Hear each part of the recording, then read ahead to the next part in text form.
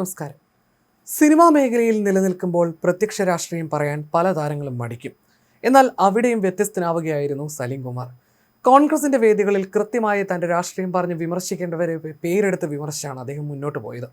ഇക്കഴിഞ്ഞ നിയമസഭാ തെരഞ്ഞെടുപ്പിൽ പോലും അദ്ദേഹം കോൺഗ്രസിനായി വേദികളിൽ പ്രത്യക്ഷപ്പെടുകയും തന്റേതായ ശൈലിയിൽ പിണറായി വിജയനെ വരെ കടന്നാക്രമിക്കുകയും ചെയ്തു. പക്ഷേ ഹാസ്യത്തിന്റെ മേമ്പൊടി ചേർത്തുള്ള അദ്ദേഹത്തിന്റെ വിമർശനങ്ങൾ ഒരിക്കലും വ്യക്തി അധിക്ഷേപമോ മറ്റോ ആയിരുന്നില്ല. വിമർശിക്കപ്പെടുന്നവർക്ക് പോലും അതേ രീതിയിൽ സലീം കുമാറിനെ ഉൾക്കൊള്ളാൻ കഴിയുമായിരുന്നു. കോൺഗ്രസുകാരനായി പ്രത്യക്ഷപ്പെടുമ്പോഴും രാഷ്ട്രീയത്തെക്കുറിച്ചുള്ള അദ്ദേഹത്തിന്റെ കാഴ്ചപ്പാട് തീർത്തും വ്യത്യസ്തമായിരുന്നു. കൊച്ചിയിലെ ഒരു ചടങ്ങിൽ തന്റെ രാഷ്ട്രീയത്തെപ്പറ്റി അദ്ദേഹം പറഞ്ഞത് ഇങ്ങനെയാണ്: എല്ലാ പാർട്ടിയും അധികാരം കിട്ടിയാൽ ഒരുപോലെയാണ്, ഒന്ന് മറ്റൊന്നിനേക്കാൾ മെച്ചമാണെന്ന് തോന്നിയിട്ടില്ല. അങ്ങനെ തോന്നാത്തത് കൊണ്ടാണ് പാർട്ടി മാറാത്തത്. കോൺഗ്രസുകാരനായി ജനിച്ചു, അച്ഛനോടുള്ള വാക്ക് തെറ്റിക്കാതിരിക്കാൻ എന്നും കോൺഗ്രസുകാരനായിരിക്കുമെന്നും സലീം കുമാർ അന്ന് വ്യക്തമാക്കിയിരുന്നു. സലീം കുമാറിന്റെ വാക്കുകൾ ഇങ്ങനെ: എല്ലാ പാർട്ടിയും കണക്കാണ്, അപ്പോൾ പിന്നെ എന്തിനാണ് ഞാൻ മാറുന്നത്? ഞാനൊരു കോൺഗ്രസ്സുകാരനായി ജനിച്ചു. അതിലും നല്ലതാണോ മാർക്സിസ്റ്റ് പാർട്ടി? അല്ല. അതിലും നല്ലതാണോ BJP? എല്ലാം കണക്കാ. All are mathematics. എല്ലാം കണക്കാണ്. പിന്നെ ഞാൻ എന്തിനു മാറണം? ഇതിലും ബെറ്ററാണ് മറ്റേത് എന്ന് എനിക്ക് തോന്നുകയാണെങ്കിൽ ശരി. പക്ഷേ അധികാരം കിട്ടിയാൽ എല്ലാവരും കക്കും. അതിന് കോൺഗ്രസ് ഇല്ല, BJP ഇല്ല, മാർക്സിസ്റ്റ് ഇല്ല, ഒന്നുമില്ല. സാധാരണക്കാരൻ എന്നും സാധാരണക്കാരൻ തന്നെയായിട്ടായിരിക്കും. എൻ്റെ അച്ഛൻ കോൺഗ്രസ്സുകാരനായി, അതുകൊണ്ട് ഞാനും കോൺഗ്രസ്സുകാരനായി, അത്രയേ ഉള്ളൂ. ഇപ്പോൾ അച്ഛനോടുള്ള വാക്ക് തെറ്റിക്കാതിരിക്കാൻ വേണ്ടി മരണം വരെ കോൺഗ്രസ് ആയിരിക്കും, അത്രയേ ഉള്ളൂ. അല്ലാതെ എന്ത് പ്രത്യേകതയാണ് കോൺഗ്രസിനുള്ളത്? ഒരു പ്രത്യേകതയുമില്ല. ഞാൻ അതിൻ്റെ പേരിൽ ഏതെങ്കിലും സ്ഥാനമാനങ്ങൾക്ക് വേണ്ടി നടന്നിട്ടില്ലെന്നും സലീം കുമാർ പറഞ്ഞു. രാഷ്ട്രീയത്തിൽ അച്ഛനെ ചേർത്ത് പിടിച്ചാണ് അദ്ദേഹം സംസാരിച്ചിരുന്നതെങ്കിലും അമ്മയായിരുന്നു അദ്ദേഹത്തിനെല്ലാം. എനിക്ക് ഈശ്വരവിശ്വാസം തീരെയില്ല. അച്ഛനും അമ്മയുമാണ് കൺകണ്ട ദൈവങ്ങൾ. മരിച്ചുപോയ അമ്മയുടെ ആത്മാവ് എന്നെ വിട്ടുപോയിട്ടില്ലെന്ന് ഇപ്പോഴും വിശ്വസിക്കുന്നു. വിഷമഘട്ടങ്ങളിൽ ഞാൻ അമ്മയെ വിളിച്ച് പ്രാർത്ഥിക്കാറുണ്ട്.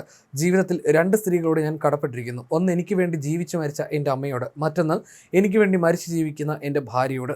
സലീം കുമാറിന്റെ പുസ്തകത്തിന്റെ ആമുഖം തുടങ്ങുന്നത് ഇങ്ങനെയാണ്: കലാകാരന്മാർ രാഷ്ട്രീയ നിലപാടുകൾ തുറന്നു പറയാൻ മടി കാണിച്ച കാലത്ത് താനൊരു കോൺഗ്രസ്സുകാരനാണെന്ന് തുറന്നു പറയാൻ മടി കാണിക്കാത്ത വ്യക്തിയായിരുന്നു സലീം കുമാർ. അച്ഛൻ്റെ രാഷ്ട്രീയ ബോധ്യങ്ങൾ സലീം കുമാറിനെയും കോൺഗ്രസ്സുകാരനാക്കുകയായിരുന്നു. ജനകീയ വിഷയങ്ങളിൽ സിനിമാ പ്രവർത്തകരിലെ ആദ്യ പ്രതികരണം പലതും സലീം കുമാറിൻ്റെതായി. ഭരണത്തിന്റെ ആനുകൂല്യങ്ങൾ ചോദിക്കാതെ നിലപാടുകളിലെ വ്യക്തത കൂടിയായിരുന്നു സലീം കുമാർ. ചിറ്റാറ്റുകരയിലും മാലിങ്കര കോളേജിലെ പഠനകാലത്തും രാഷ്ട്രീയ പ്രവർത്തനം നടത്തിയിരുന്നു. സിനിമകളിൽ നിന്ന് ചെറിയ ഇടവേളകൾ എടുത്ത കാലത്ത് കോൺഗ്രസ് വേദികളിൽ സജീവമായി. തെരഞ്ഞെടുപ്പ് പ്രചാരണങ്ങളിൽ ചിരിപ്പിച്ചും ചിന്തിപ്പിച്ചും താരമെത്തിയിരുന്നു. ഇക്കൊരു നിയമസഭാ തെരഞ്ഞെടുപ്പിൽ 100 സീറ്റ് നേടി കോൺഗ്രസ് അധികാരത്തിലെത്തുമെന്ന് പ്രവചിച്ചവരിൽ ഒരാളായിരുന്നു സലീം കുമാർ. ഒടുവിൽ VD സതീശൻ മുഖ്യമന്ത്രിയായപ്പോൾ ആ സന്തോഷവും അദ്ദേഹം പങ്കുവച്ചിരുന്നു. വ്യക്തി ജീവിതത്തിലും സലീം കുമാർ ഒരൊറ്റയാനായിരുന്നു. അപ്രിയ സത്യങ്ങൾ മറയില്ലാതെ വിളിച്ചു പറയാൻ ധൈര്യമുള്ള ഒരാൾ. സിനിമയിൽ ഹാസ്യ നടനായി തുടങ്ങി അവിടെ നിന്ന് ക്യാരക്ടർ റോളുകളിലേക്കും നായിക വേഷങ്ങളിലേക്കുമെല്ലാം വളർന്ന നടൻ. സലീം കുമാറിനെ പോലൊരാൾക്ക് ദേശീയ സംസ്ഥാന പുരസ്കാരങ്ങൾ പുഷ്പം പോലെ കയ്യിൽ വരുമെന്ന് വാസ്തവത്തിൽ സലീം കുമാർ പോലും കരുതിയിട്ടുണ്ടാവില്ല. എന്നിട്ടും അത് സംഭവിച്ചു. കഴിവുള്ളവർ എത്ര എളിയ നിലയിൽ തുടങ്ങിയാലും ഒടുവിൽ അംഗീകരിക്കപ്പെടുമെന്നതിന് സലീമിന്റെ ജീവിതത്തോളം വലിയ ഉദാഹരണമില്ല.